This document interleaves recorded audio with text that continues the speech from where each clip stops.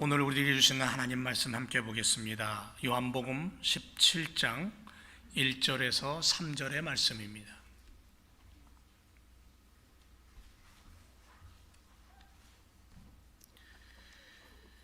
제가 한 절 읽고 그 다음 절 여러분들이 읽고 우리 마지막 절 함께 말씀을 읽도록 하겠습니다. 요한복음 17장 1절. 예수께서 이 말씀을 하시고 눈을 들어 하늘을 우러러 가라사대 아버지여 때가 이르렀사오니 아들을 영화롭게 하사 아들로 아버지를 영화롭게 하게 하옵소서.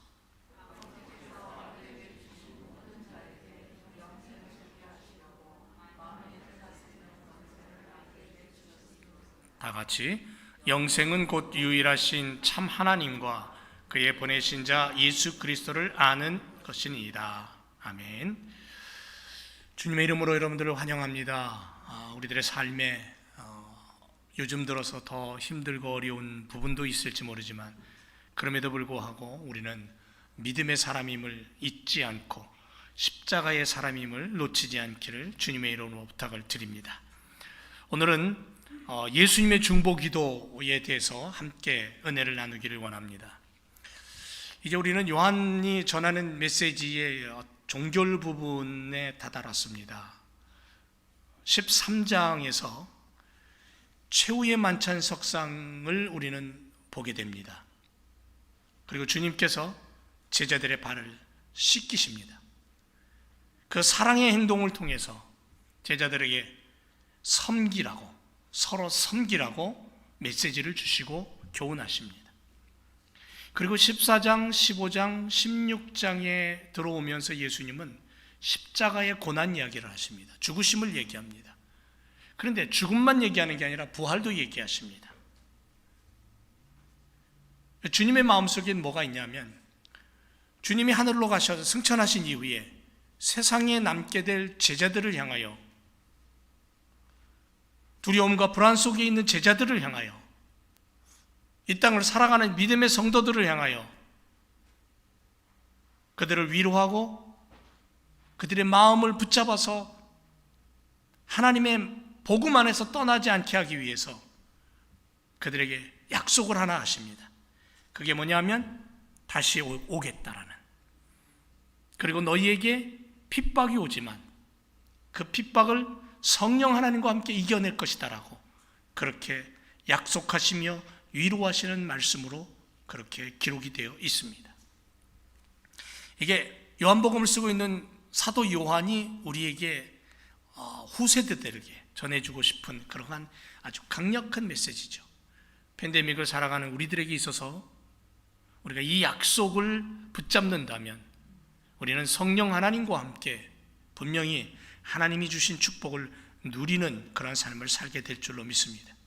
자, 이제 오늘 17장을 시작을 하면서 예수님의 마음을 좀 더 세밀하게 들여다보기를 원합니다. 온 인류를 구원하기 위해 십자가 죽음을 앞두고 계신 주님께서 자기 자신과 제자들, 그리고 주님의 핏값으로 세워질 온 땅의 모든 교회들을 위해서 이 세상의 메시아 되신 그 주님이 대제사장적인 입장에서 대제사장의 모습으로 중보기도 드린 내용이 17장 전체에 나와 있습니다. 17장 전체는 예수님의 기도예요. 그 기도가 굉장히 깊이 있고 폭이 넓습니다. 겟세마네 동산에서 예수님 기도하시죠.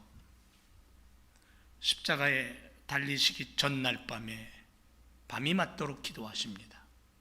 그런데 그 기도가 얼마나 깊은 기도였냐면 땀방울이 떨어지는 핏방울처럼 그렇게 기도하셨습니다.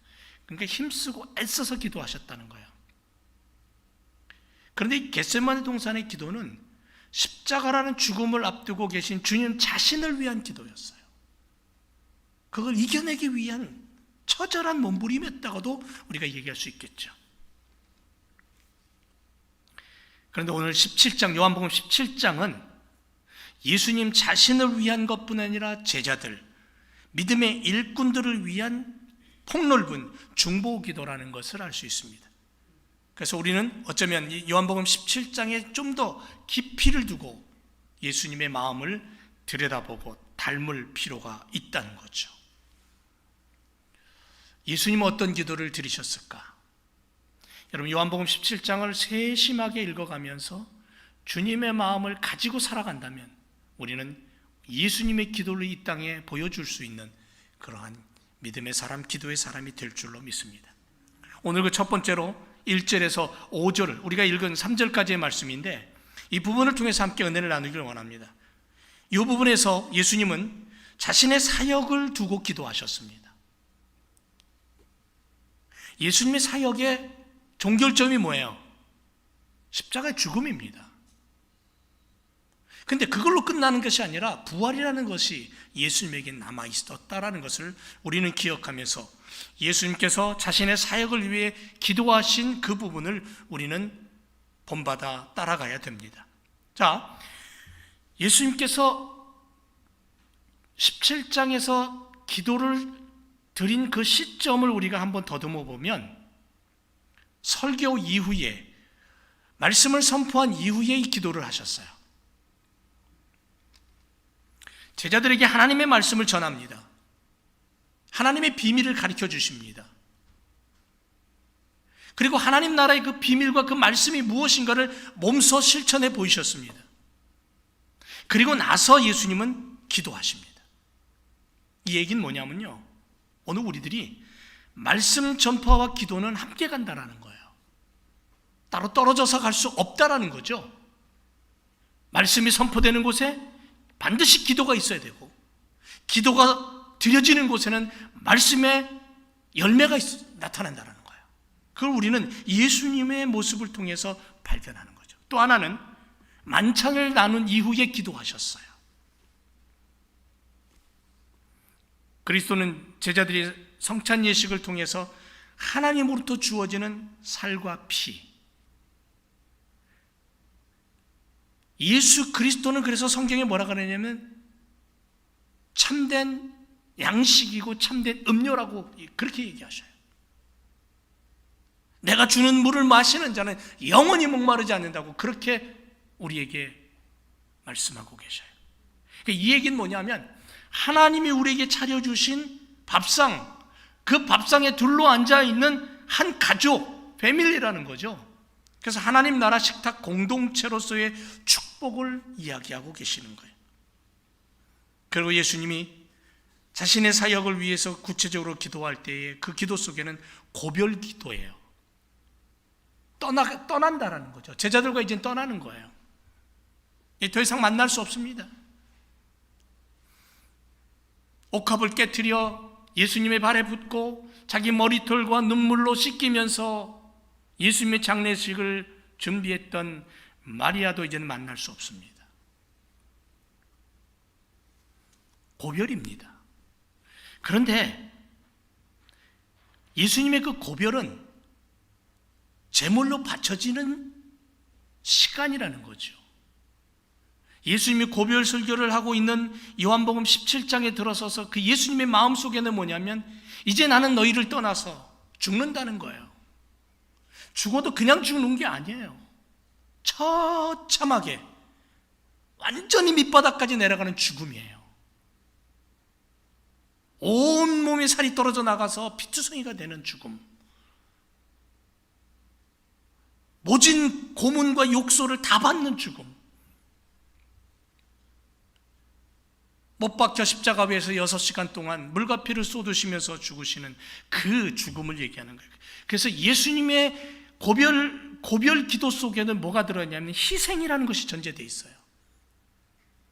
자기 자신을 위한 희생이 아니라 인류를 위한 희생, 나를 위한 희생. 여러분, 우리 부모님들의 희생, 특히 어머니의 희생을 우리는 알죠, 느끼죠. 또 우리가 그렇게 자녀들에게 그렇게 했기 때문에 부모의 희생이 뭔가를 알아요. 그렇다면 예수님의 희생을 우리는 조금은 이해가 돼요. 고개를 끄덕일 수 있습니다. 예수님은 자신의 사역을 위해 기도하실 때에 이별이라는 것을 놓고 기도하셨어요. 그런데 그 이별은 결국은 뭐냐면 예수님이 죽으시는 희생이에요. 희생이라는 것이 밑바닥에 깔려 있었다는 거죠. 희생 제물이 되신 거예요. 그래서 우리는 가장 모범적인 기도가 누구냐 했을 때 예수님임을 우리는 발견하게 되는 거죠. 어떻게 기도합니까? 무엇이라 기도합니까? 어떻게 기도의 자리를 찾아갑니까? 성경에 예수님을 만나면 알 수 있는 거죠. 예수님이 그렇게 해주셨기 때문에. 예수님의 간절한 소망은 기도하시는 그의 외적인 모습에서 볼 수 있어요. 요한복음 16장 33절에 평안과 승리를 선포하신 이후에 17장 1절에 들어서 예수님은 이렇게 기도하십니다. 눈을 들어 하늘을 우러러, 눈을 들어 하늘을 우러러 기도하셨다라는 이 말의 뜻은 어떤 의미를 담고 있냐면요, 들다라는 단어를 찾아서 해석해 보니까 들어 올리다라는 그런 의미를 갖고 있어요. 하늘을 바라보면서, 여러분, 하늘을 바라보면서 수많은 인생들은, 수많은 인간들은 많은 부분에서 신을 찾았어요. 그리고 그 신들을 섬겨왔어요. 그런데 예수님은 하늘을 우러러 보셨을 때 예수님에게는 신으로 보인 게 아니라 저 하늘에 떠 있는 별과 달과 해와 수많은 것들이 신으로 보인 게 아니라, 위대한 것으로 보인 게 아니라 하나님의 창조의 물로 보인 거예요. 하나님의 손길을 본 거예요. 주님이 하늘을 우러러 보실 때 주님의 마음, 온 마음 가득한 곳에서는 하나님의 사랑이 느껴졌어요. 창조의 하나님이 보였던 거죠. 하나님의 말씀의 역사와 창조의 손길, 그래서 하나님을 찬양하는 거예요. 여러분, 주님의 사역 중에서 들어 올린 장면이 참 여러 번 나옵니다. 나사로를 살릴 때 요한복음 11장 41절에 보면 돌을 옮겨 놓으니 예수께서 눈을 들어 우러러 보시고 가라사대, 눈을 들어 우러러 보셨다 그랬어요.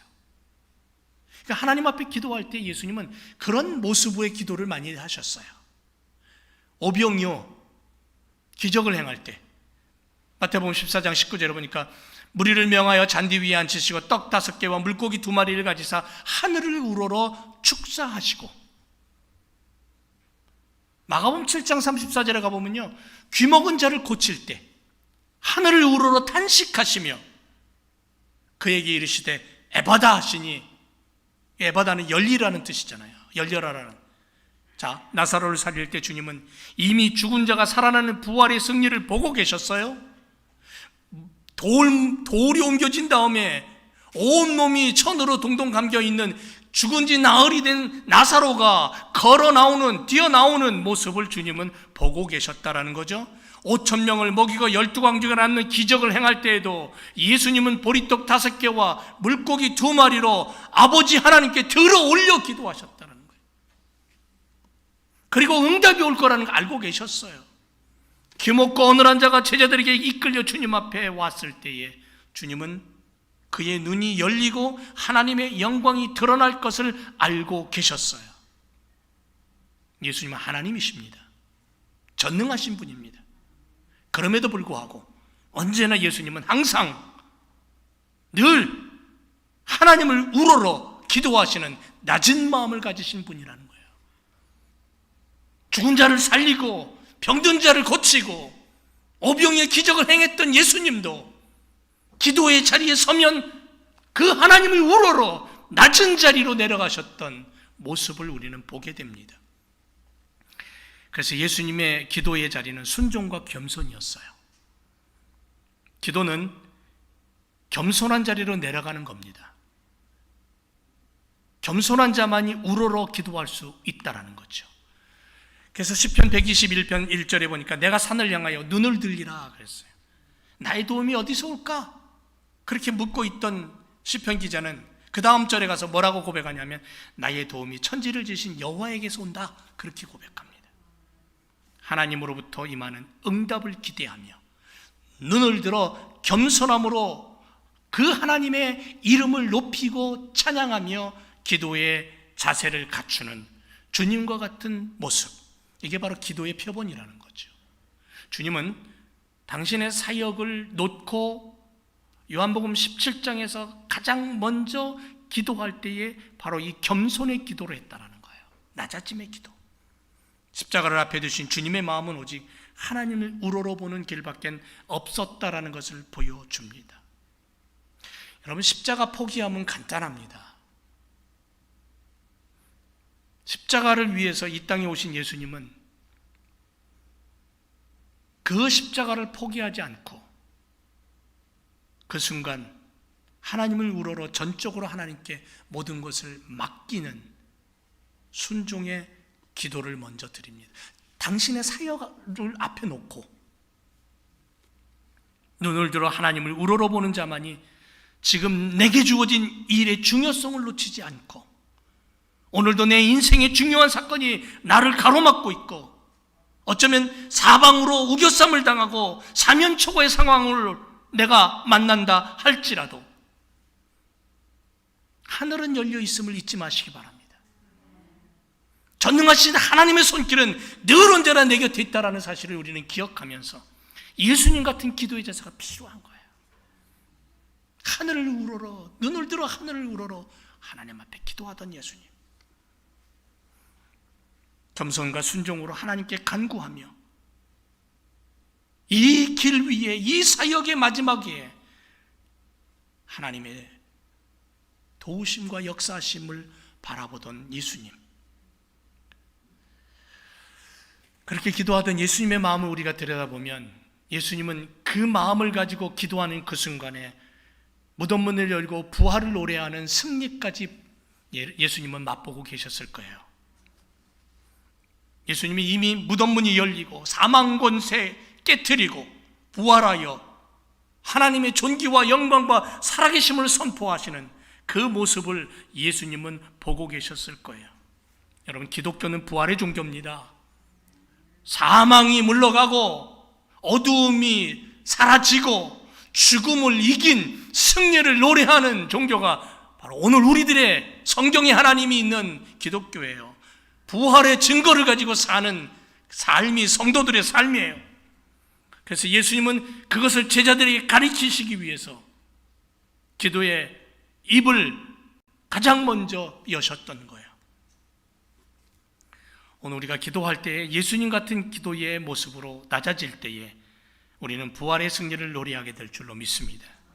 자, 부활의 승리를 미리 맛보시면서 기도하시던 예수님, 당신의 사역을 앞에 놓고 순종과 겸손으로 눈을 들어 하늘을 우러러 기도하실 때에 예수님의 그 기도의 대상은 누구였죠? 누구였습니까? 누구를 향해 그렇게 기도하셨습니까? 누구를 향해 하늘을 향해 눈을 뜨고 고개를 들었습니까? 아버지죠. 아버지. 여러분, 기도할 때 아버지 하고 기도하십니까? 뭐 아멘 소리가 없으세요? 아멘 안 해요? 그렇게 기도 안 하시나? 여러분, 우리 기도할 때 아버지 하나님 이렇게 기도하죠? 그런데 그 아버지 하고 기도할 때 그 아버지가 여러분 마음속에, 우리들 마음속에 어떻게 다가옵니까? 1절을 보면 예수님께서 대제사장으로서 기도하실 때 그 대상을 아버지라고 호칭을 했습니다. 주님께서 기도하실 때 하나님 아버지를 부르신 것은 통상적인 일이죠. 만일 하나님께서 우리들의 아버지가 되신다면 우리는 그에게로 나아갈 때 자유를 얻게 될 것이고 그분에게 커다란 기대감을 가지게 될 것입니다.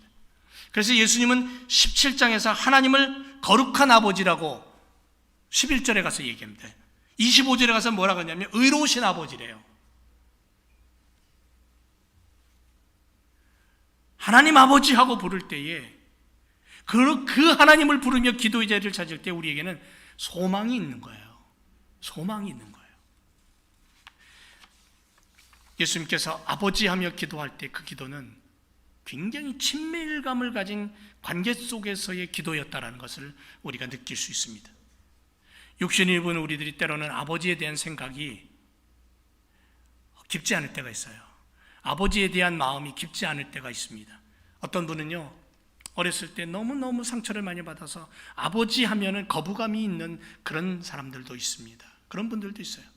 그런데 예수님께서 기도의 시작 부분에 첫 마디가 아버지였습니다. 하나님 아버지는 우리가 상상할 수 없는 사랑, 긍휼, 자비로 우리에게 친밀한 관계 속에서 계시는 분이에요.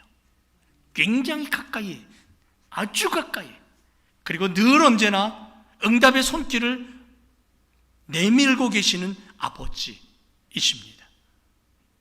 추악하고 더러운 죄악을 위해 독생자를 보내기까지, 십자가에 죽게 하기까지 우리를 당신의 자녀 삼기 위해 사랑이 강물처럼 흐르게 하셨던 분이 바로 아버지예요. 하나님 아버지.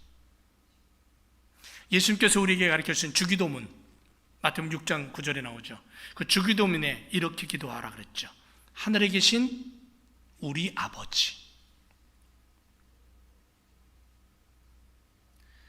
조건 없이 우리의 기도에 응답하시는 전능하신 하나님 아버지.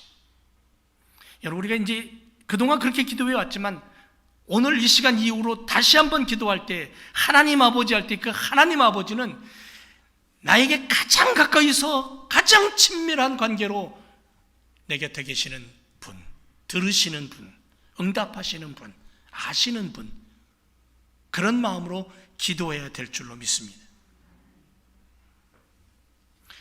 하나님과 성도인 우리는 아버지와 자녀의 관계라는 거죠. 예수님을 믿는 모든 사람들은 하나님의 자녀라는 새로운 신분을 얻었어요.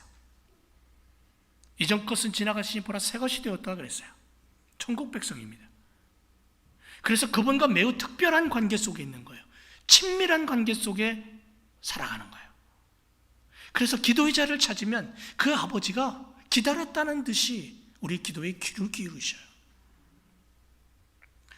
여러분, 아들과 딸이 아무한테나 아버지하고 부릅니까? 여러분들 길거리에 나가서 남자면 누구나 다 아버지입니까? 아니죠.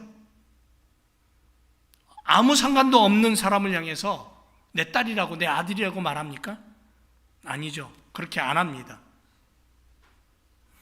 이 호칭은 자녀들만이 사용하는 것이고 부모된 자만이 사용할 수 있는 것이고, 그래서 아버지는 자녀들이 구하는 것을 할 수만 있다면 들어주려고 해요. 예외는 있습니다. 불의함이나 거짓이나 위험이나 욕심 같은 그런 것들을 원하고 원한다면 그건 아버지가 못 들은 채 해요. 못 들은 채 해요. 왜? 들어줄 수 없어요. 들어주면 망가지기 때문에. 자녀들을 사랑하기 때문에 하나님 그렇게는 안 하십니다. 나는 하나님의 자녀입니다. 우리는 하나님의 자녀인 줄 믿습니다. 아멘. 자녀된 자만이 사용할 수 있는 단어가 뭐냐면 아버지예요. 하나님 아버지, 전능하신 아버지.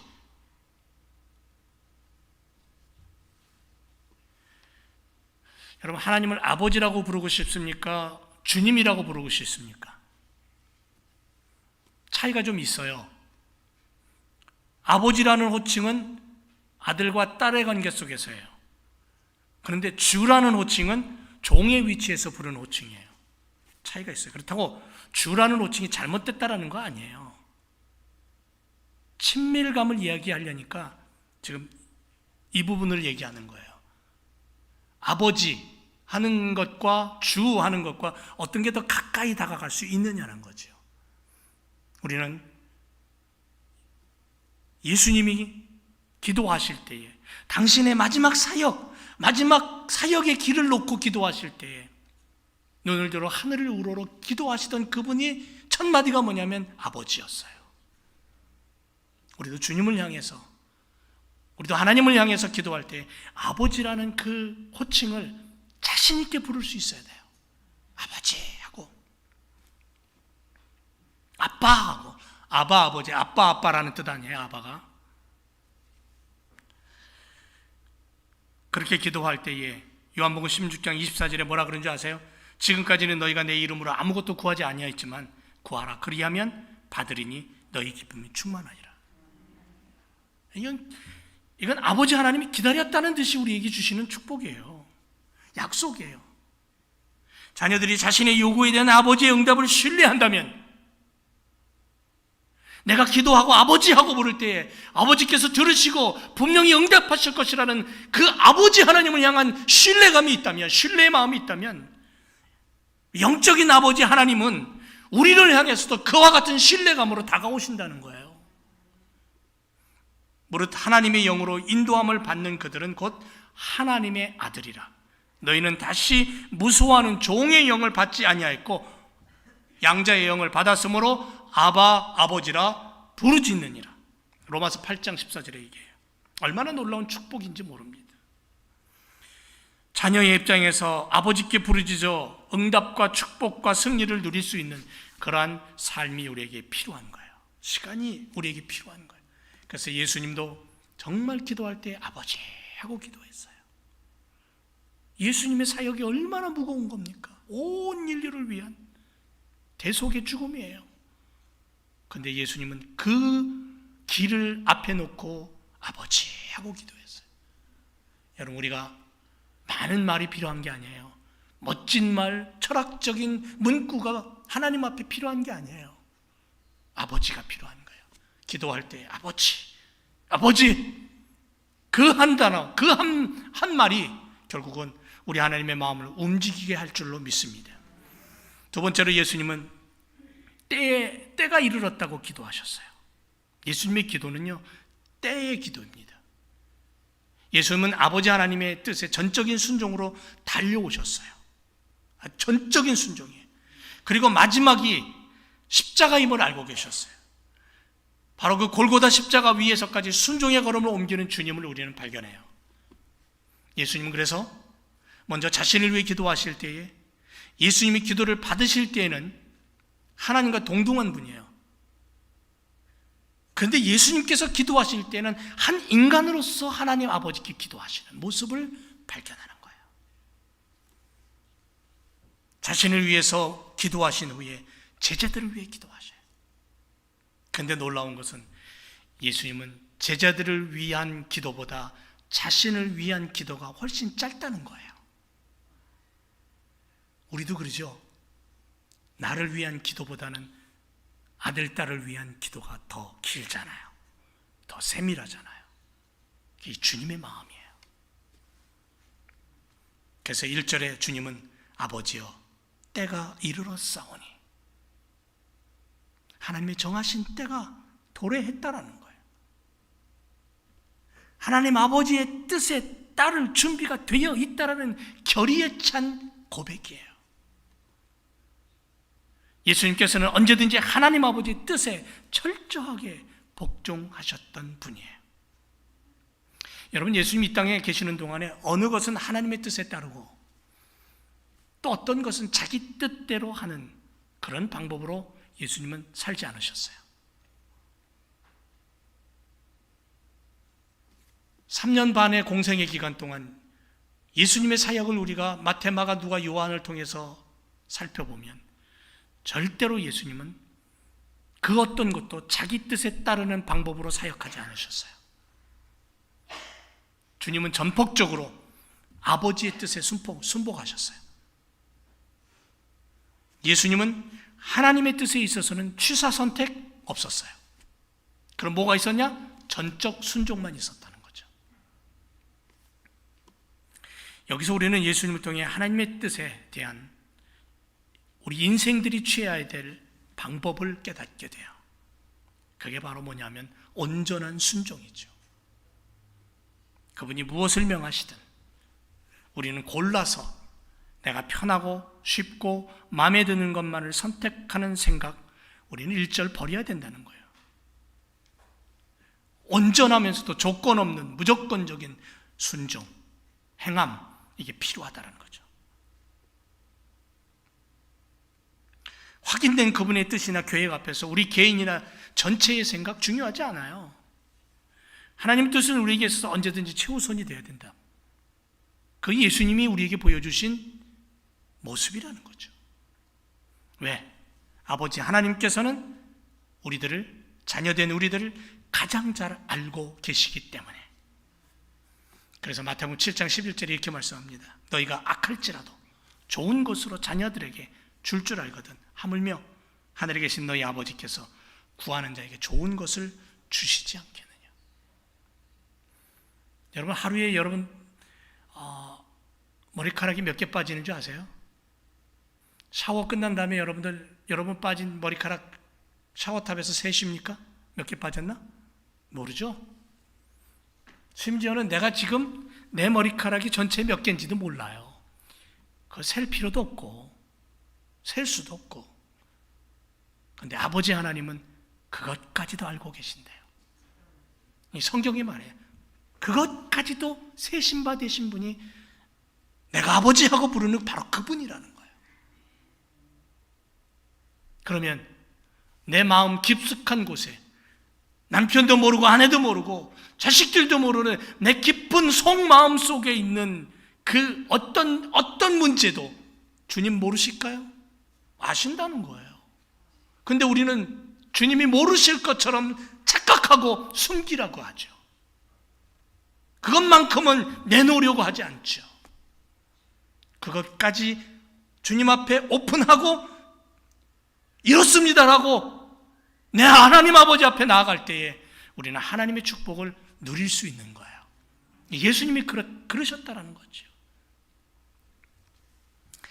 여러분, 우리가 교회에 어떤 문제를 놓고 결정할 때에 우리 동네 말고 저쪽 동네 보면요, 어떤 힘 있는 사람에 의해서 그 뜻이 관철될 때가 있어요. 하나님의 뜻보다 앞설 때가 있다는 거죠. 그런데 가령 교회가 하나님의 뜻을 묻지 않고 여러 민주주의니까는 투표를 통해서 어떤 일을 결정을 해갖고 추진해요. 그래서 그 일이 얼추 무르익었어요. 마무리될 지경에 왔어요.